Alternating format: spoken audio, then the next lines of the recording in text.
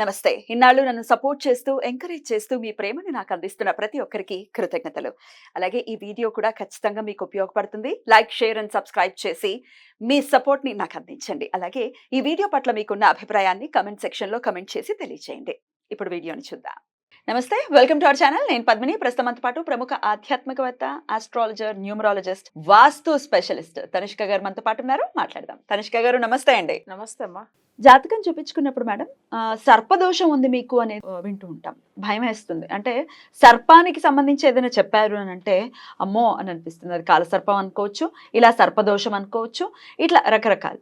అసలు ఈ సర్పదోషం అనేది ఎలా ఏర్పడుతుంది, ఎందువలన వస్తుంది, దాని నుంచి నివృత్తి మార్గం ఏదైనా ఉందా అంటే రకరకాల రెమెడీస్ కాదు, ఏదైనా ఆలయ దర్శనం చేత కూడా ఈ సర్పదోషం నివృత్తి అవుతుందా అని అంటే మీరేం చెప్తారు మేడం? ఓకే, ఇప్పుడు సర్పదోషం అనేటప్పుడు ఏమవుతుందంటే కొన్ని జాతకాల్లో అది ఉండడం వల్ల పెళ్లి ఆలస్యం అవుతుంది. తర్వాత సర్పదోషం వచ్చి ఎలా కనిపెడతాం అంటే ఇప్పుడు వాళ్ళకి లగ్నంలో రాహు 7లో కేతు ఉంటాని వాళ్ళకి వివాహ విషయంలో సమస్యలు. సో దాన్ని సర్పదోషం కింద చూస్తారు. సర్పదోషమే. 2వ స్థానంలో అట్లనే రాహు లేదు 8లో కేతు ఉంటాని సేమ్ అదే వాళ్ళకి సర్పదోషం వివాహం గురించి ఉండేది. బట్ ఇక్కడ ఏంటంటే లగ్నం అనేసి మనకి ఎట్లా ఉన్నా 7లో ఉంటే లగ్నంలో తప్పకుండా ఉంటుంది. సెకండ్ అనేది కుటుంబ స్థానం. సో అలా ఉంటాని పెళ్లి విషయంలోనే వాళ్ళకి చాలా టైం పడుతుంది, ఇబ్బందులు అవుతుంది. సరే ఎంతదా మంచి సంబంధాలు చూసినా సెట్ అవ్వదు. మన క్లయింట్లు కూడా అసలు వాళ్ళు చూశారు, వాళ్ళకి కూడా సింహ లగ్నము ఒక అమ్మాయికి 2nd హౌస్లో కన్యా రాశిలో కేతు ఉన్నారు, అస్సలు జాతకం సెట్ అవ్వలేదు. బట్ పూజ ఫాలో అయిన తర్వాత బాగా అయ్యారు. కానీ ఈ పూజలు అనేటప్పుడు మనం ఇస్తున్నాము, ఓకే సెట్ అయిపోతుంది. కొంతమందికి ఈ సర్పదోషం వల్ల చాలా ఇబ్బంది పడే వాళ్ళు ఎన్నో పూజలు చేస్తూనే ఉంటారు. సర్పదోషం గురించి నాగప్రతిష్ఠ చేశారు అవి అన్నీ చెప్తూ ఉంటారు. సో అలాంటిది వాళ్ళకి ఏంటంటే మరీ జాతకం బాగలేని వాళ్ళకి అసలు సెట్ అవ్వదు. చేసినా కూడా ఆ పూజలు కూడా ఫలితం ఉండదు. కొన్ని దీనికి సంబంధించిన టెంపుల్ కూడా ఉంటుంది. ఇప్పుడు ఏం లేదు, మా సొంత అక్క కొడుకు కూడా నేను ఒక రెమెడీ ఇచ్చాను. రెమెడీ అంటే ఏం లేదు, తనకు పూజలు అంటే ఇష్టమే. కానీ మేము ఏదన్నా ఇట్లా మీరు చెప్పండి పిన్ని నేను వెళ్ళి వస్తాను, దర్శనం చేసి వస్తాను, గుడికి వెళ్ళడం. ఎందుకంటే వాళ్ళది స్వామివారి టెంపుల్, వాళ్ళ కులదైవం వచ్చి వైదీశ్వరన్ టెంపుల్. శివుడు వచ్చి వైదీశ్వరుడు వాళ్ళ కులదైవం శివుడు. సో అక్కడ శివుడి దగ్గర వెళ్ళి దర్శనం చేసుకున్న తర్వాత ఏదైనా పక్కన టెంపుల్ ఏది బాగుంటుంది నాకు జాతక రీతిగా చెప్పండి అట్లా అని అంటే నేనేం చెప్పాను, సరే నేను ఒక టెంపుల్ చెప్తాను, నువ్వు అక్కడ వెళ్ళి దర్శనం చేసుకుని మంచిగా మొక్కున్నా అంటే సరే అని చెప్పి ఆయన చెప్పిండు. యాక్చువల్గా ఆయన జాతకంలో రాహుకేతుల దోషం ఉంది అనమాట. లగ్నంలో రాహు 7th హౌస్లో కేతు, ఇట్లా సర్పదోషం వల్ల కొంచెం ప్రాబ్లం ఉంది తనకి. పెళ్లి విషయాలు కూడా చూస్తున్నారు, కొంచెం అంతగా సెట్ అవ్వట్లేదు. అట్లానే తన కెరీర్ విషయం గురించి కూడా తనకు కొంచెం ప్రాబ్లం ఉండింది. తను ఎంత ఏదైనా చేసినా మంచి డెవలప్మెంట్ లేకుండా ఉన్నాడు. సో తర్వాత ఇక్కడ ఆ గుడికి వెళ్ళిన వెంటనే ఏమైందంటే ఆ గుడి కథలు మళ్ళీ అక్కడ వెళ్ళంగానే అక్కడ ఉన్న పంతులు చెప్పారంట. ఆ గుడి గురించి ఎట్లా చెప్పిన అసలు చాలా నిజంగా మిరాకిల్ అనిపిస్తుంది నాకు, ఇప్పుడు కూడా కంటి ముందుగా ఉంది. ఎందుకంటే తను అక్కడ వెళ్ళి స్వామివారిని దర్శనం చేసుకుని వచ్చినాడు. యాక్చువల్గా నందనార్ టెంపుల్.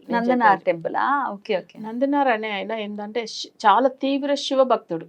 శివభక్తుడు అంటే అసలు తనకు చెప్పాలంటే ఆయనని దర్శనం చేస్తేనే తప్ప ఆయన అన్నం కూడా తినడు, అంతా అంటే అంత భక్తి ఎక్కువ. స్వామి వారిని అంటే వాళ్ళు దర్శనం చేసుకోవాలి అనేటప్పుడు ఏమైందంటే తిరుపుంగూరుని ఒక ఊరు ఉంటుంది, అక్కడ నందనార్ టెంపుల్ ఉంది. అంటే నందనార్ని ఎందుకంటే ఈయన పేరే ఆ దేవుడికి అక్కడ వచ్చిందనమాట. స్వామి వారికి చాలా అంటే చాలా అసలు దర్శనం చేసుకోవాలని ఇష్టంతోనే ఆ గుడికి వెళ్తే వాళ్ళు ఏంటంటే ఆ కాలంలో కొన్ని క్యాస్ట్ వాళ్ళని లోపల రానివ్వరు కదా. సో అట్లా ఉండేదన్నమాట అప్పట్లో. స్వామివారి దగ్గర వచ్చి ఆయన గుడి ముందుకు వచ్చి చాలా బాధపడి కన్నీరుతో ఏడుస్తున్నాడు. ఏమని, స్వామి నేను నిన్ను దర్శనం చేసుకోవడానికి వచ్చాను, తల్లిలాగా నువ్వు ఉన్నావు, కానీ ఒక పిల్లలు ఇప్పుడు వీళ్ళు అంటున్నారు కదా అసలు క్యాస్ట్ గురించి మాట్లాడుతున్నారు, నిజంగానే లోపల రానివ్వట్లేదు, దర్శనం చేసుకొని ఇవ్వట్లేదు. అసలు సొంత తల్లి బిడ్డ మురికి అయిపోతే అసలు పట్టుకోకుండా ఉంటుంది, ఎందుకు ఉంటుంది, అస్సలు ఏడుస్తున్నాడు. అంత సొంత అనుబంధం ఏంది, తల్లికి కొడుకు ఉన్న అనుబంధంతో ఏడుస్తున్నాడు అనమాట ఆయన.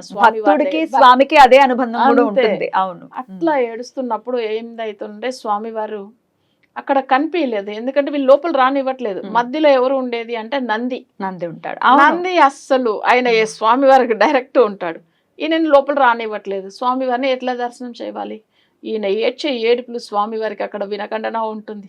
వెంటనే ఆయన ఏం చేస్తున్నాడు, నందికి చెప్తున్నాడు, నాకు నా భక్తుడికి మధ్యలో నువ్వేం నంది గట్టిగా అరిస్తే నంది పక్కకు జరిగిపోయిందంట. చూడండి, ఇప్పుడు కూడా ఉమ్. ఆ స్థలంలో నంది అసలు అది జరిగింది, అది ఉమ్. ఒక Side కి సైడ్ గా ఆహా, వెళ్ళింది అనేది తెలుస్తుంది. ఆ, స్వామి వారు ఎప్పుడైనా ఏ టెంపుల్ అయినా డైరెక్టే ఉంటాడు నంది. అవును. ఆ ఒక్క టెంపుల్ వరకు ఇప్పుడు కూడా ఆయన ఎట్లా సైడ్ లో జరిగి కూర్చున్నాడు ఉమ్. సేమ్ అలానే పక్కకే ఉంటాడు. బాబా బాబా. అంటే ఆయన డైరెక్ట్ దర్శనం చేయాలి. నాకు ఆయన స్వామి వారి భక్తి అంటే నా భక్తుడికి మధ్యలో నువ్వు ఎవరు ఉండకూడదు అసలు, అడ్డు అనేది ఉండకూడదు. నందినే తిడుతున్నాడు ఆయన.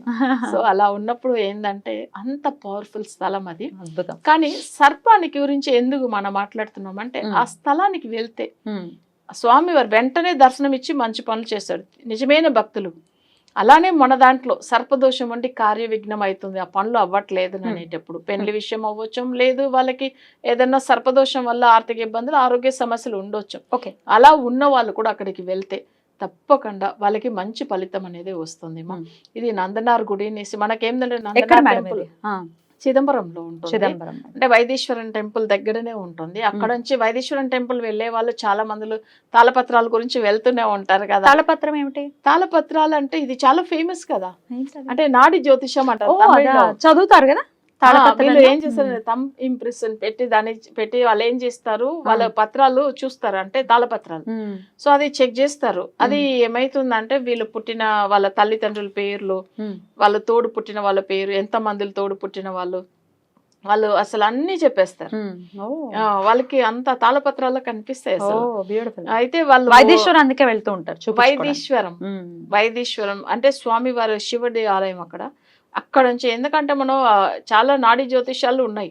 సో దాన్ని ఒక ప్రింట్ తీసుకొచ్చి చాలా మందిలో వేరే వేరే స్టేట్ లో కూడా చూస్తూ ఉన్నారు. నేను విజయవాడలో కొంతమంది పంపించాను, ఇక్కడ హైదరాబాద్ లో కూడా చాలా మంది. ఎందుకంటే జాతకాలు లేకుండా వాళ్ళకి ఒక్కసారి మీరు చెక్ చేసుకుని రండి, తర్వాత రెమెడీకి ముందుకు వెళ్తాము అంటే జాతకాలు ఈజీగా దొరుకుతాయి కొంతమందికి అందులో. అంటే వాళ్ళ పేర్లు, తల్లిదండ్రుల పేర్లు అంతా వాళ్ళు చెప్పగానే వాళ్ళు ఏ టైంలో పుట్టి ఉండొచ్చు, వాళ్ళ రాశి ఏంది, ఇవన్నీ ఇచ్చేస్తారు. దాన్ని పెట్టి మనం ఒకవేళ చూడవచ్చు, అంటే వాళ్ళకి రెమెడీ కావాలనే వాళ్ళు. సో వాళ్ళు కొన్ని సొల్యూషన్స్ ఇస్తారు, కానీ అది పెద్ద లెవెల్లో ఉంటే చేయలేదు వీళ్ళు. సో నార్మల్ గా ఉంటే చేయగలుగుతారు. సో మనం ఇట్లా కూడా చెప్తూ ఉంటాం. నందనార్ టెంపుల్ ఎంత ఫేమస్ అంటే అసలు వైదేశ్వరం టెంపుల్ వెళ్ళే వాళ్ళు పక్కనే ఏంటంటే తాళపత్రాలు ఏదో నాడీ జ్యోతిష్యం గురించి వెళ్ళే వాళ్ళు అక్కడ ఆ టెంపుల్ కు వెళ్ళి దర్శనం చేసుకుని రావచ్చు. నిజమైన కోరికతో వెళ్తే తప్పకుండా ఆయన దర్శనం దొరుకుతుంది శివుడిది.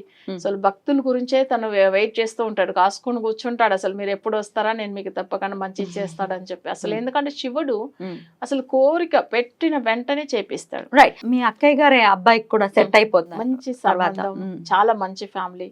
తర్వాత అబ్బాయికి మంచి జాబ్, మంచిగా అబ్రాడ్ లో సెటిల్ అయ్యాడు. సో చాలా బాగా అయ్యాడు. ఇప్పుడు మొన్న కూడా హౌస్ అంతా కొనుక్కున్నాడు చెన్నైలో. Very good. అన్ని మంచిగా డెవలప్. సో సర్పదోషం ఉందని బెంబెలెత్తుకోవాల్సిన అవసరం లేదు. సర్పాలనే మెడలో వేసుకుని ఎటువంటి ఆయనకి ఇదేమిటి, అసలు ఆయనకి భయం ఏమిటి, భయాతీతుడు ఆయన.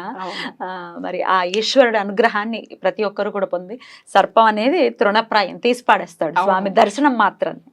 అద్భుతం. ఖచ్చితంగా ఆ చిదంబరేశ్వరం వెళ్ళిన వాళ్ళు, వైదీశ్వరం వెళ్ళిన వాళ్ళు దగ్గరే కాబట్టి ఖచ్చితంగా ఒకసారి నందనార్ టెంపుల్ అని కొట్టినా కూడా వచ్చేస్తాయి. తప్పకుండా వెళ్ళి స్వామివారి దర్శనం చేసుకోండి. రైట్ అండి, చాలా బ్యూటిఫుల్ గా ఎక్స్ప్లెయిన్ చేశారు. Thank you so much madam. నమస్తే.